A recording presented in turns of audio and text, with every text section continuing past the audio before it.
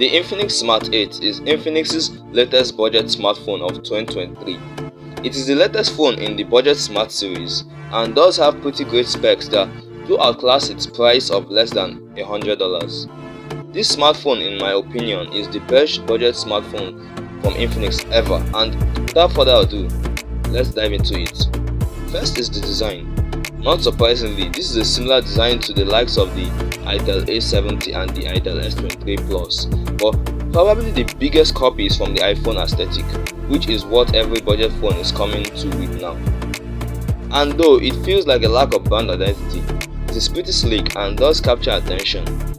The front and back of the phone, though even if the rear and the frame are crafted entirely from plastic, does feel flat and sturdy. You don't tend to feel creaks and slight bending whilst holding it in a firm grip.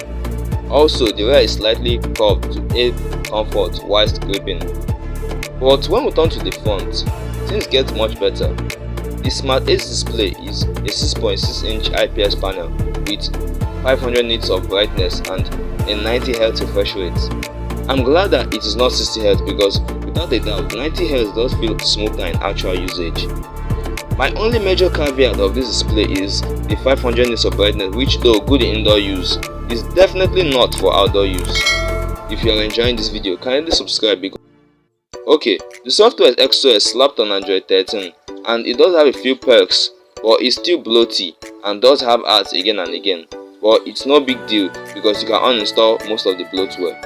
Performance, in my opinion, is one area which most budget phones like this stink. It's not terrible, but it's definitely not better. The Infinix Smart 8 is powered by the Unisoc T606 octa-core chipset, which is very ideal for basic titles, and if you attempt to do a lot of multitasking, you will see a huge dip in performance. And the cameras is still basic, just a 30MP main camera and a 0.3 depth camera, which shoots in 1080p resolution, as well as an 8MP selfie camera housed in that quite intrusive hole punch, which can shoot in 720p resolution. The photos from both cameras will do well in their respective scenarios, but know that don't give very hard scenarios or you'll be very disappointed. All these are the major takeaways, but some things are still very impressive. There is a 5000 mAh power cell which lasts very long, as well as 10 watts USB-C charging. Also, the selfie camera cutout blend into the dynamic back feature, which most of these phones are coming with. It may not be as smooth as dynamic island on the iPhones, but it's still pretty good. So, should you buy the Infinix Smart 8? Well, we'll leave that for you to decide. Also, there's a similarly priced Itel A70 which you can click here to check out.